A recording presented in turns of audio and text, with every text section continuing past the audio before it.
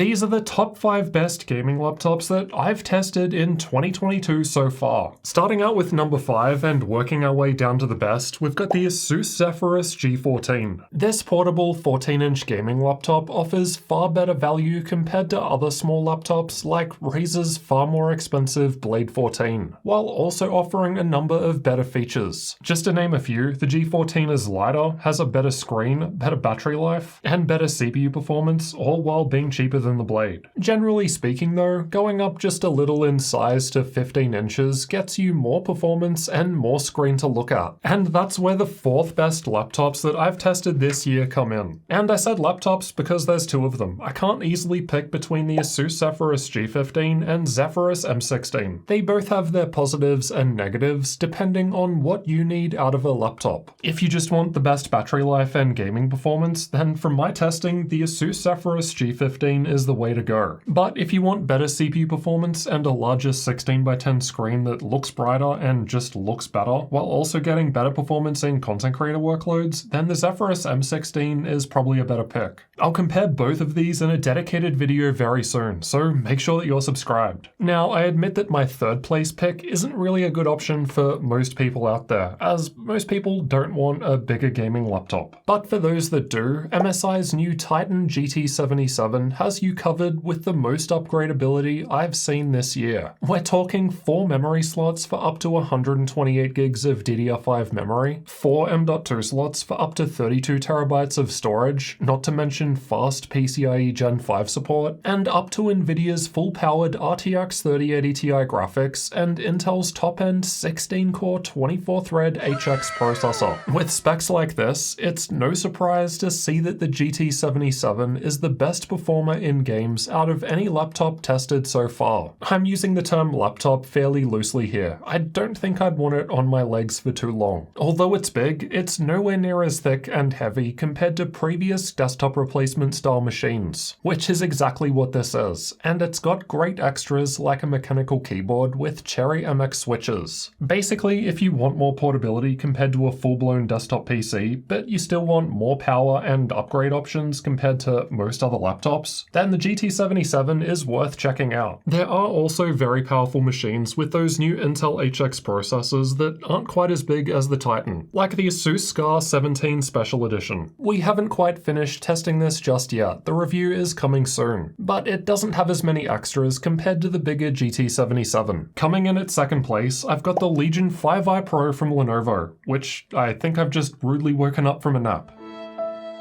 The Legion series offered some of the best gaming laptops last year, and this year, things only continue to get better. The CPU performance was the best I've seen so far from an Intel 12th gen laptop, out of the regular H-series chips at least, as the just released HX series with more cores can do even better. Along with high power limits, which means good performance, we're also getting nice modern features like Nvidia's Advanced Optimus. But unfortunately, there's still no fan control, but that is possible with third-party software. The biggest issue that I had with the 5i Pro when it launched was the absurd price tag. It was $1,800 for a 3050 Ti configuration, which is beyond a joke regardless of how great the laptop is, because you could get any 3070 Ti machine for that money that will destroy it in games. Right now, it's not even in stock at Lenovo's website, so things may not have improved. This will change over time as hopefully availability improves, and you can check out current prices and deals with those links below the video. You definitely don't need to wait to spend more money on the brand new 2022 models though. More on that in a moment. But first, the best laptop that I've tested so far this year is the XMG Neo 15. At least that's what it's sold as in the European market. It's also known as the Mech 15 G3R from Electronics in the US. Same thing. What makes this laptop unique is the extra metal pipe inside. You just connect this little box to the back and you've instantly added water cooling to your laptop. Not only does this increase FPS in games, but I'd argue more importantly, it significantly cuts down on the fan noise. Even when under full load with the liquid cooler attached, this laptop doesn't get anywhere near as loud compared to any other gaming laptop. It's seriously impressive. The liquid cooler isn't even that expensive compared to the laptop either, at around less than 10% of the cost or so. But you don't even have to buy the liquid cooler, and the great thing is, you can upgrade to it anytime you like, because that extra pipe inside for the water to go through is there on all models. And even even without the liquid cooling, this is still a great laptop overall, as I've shown in previous reviews. It's pretty straightforward to disconnect the liquid cooler and doesn't take that long. You've just got to be careful and do it properly. Like the 5i Pro just before it, the Neo 15 also has high power limits and a mux switch, but the software gives you far more customization in terms of things like power levels and all that tuning that you would expect. Not to mention a mechanical keyboard, and perhaps most importantly of all, it's actually in stock and you can buy it. Now, these are all cool laptops, but where are the budget-friendly options? None of these are particularly cheap. Honestly, I'd love to include some, but the simple fact is, no companies have sent me any this year. Every single laptop that I've been sent to review so far has a minimum of 3070 Ti graphics this year. I did manage to cover one RTX 3060 model, and that was the TUF A15, but I only got my hands on that because I bought it with my own money. I still don't have any new 3050 or 3050 Ti options. It's really annoying, but I'm going to try harder to get more of these in the second half of the year, even if I have to buy them. This list is obviously incomplete because I haven't been able to test every single laptop that currently exists halfway through 2022. So this top 5 list has only been based on the models that I've actually been able to get my hands on in the first half of the year. For example, I don't even have popular models from last year like the Legion 5 or Legion 7, and I would definitely expect those to be in this list. The problem is they're just not available in most regions yet. We've still got another 5 to 6 months left in the year, so there are plenty more reviews for me to get to. It's also worth mentioning that gaming laptops from just last year are still great options. Gaming laptops from 2021 still have Nvidia's RTX 30 series graphics inside, and when it comes to gaming, the difference between Intel 11th gen and 12th gen CPUs, or AMD Ryzen 5000 and 6000 CPUs, just isn't going to be that big, unless you're playing like esports games or something that hits high frame rates. So for most people, there is still some serious value to be had looking at last year's 2021 options. They might even be cheaper and easier to get a hold of in the current market. You can check out the top 5 best and worst gaming laptops from last year over in this video next. Or this one if you want absolutely all the details about all 34 laptops that I tested last year. I've ranked them all from best to worst. So I'll see you in one of those next.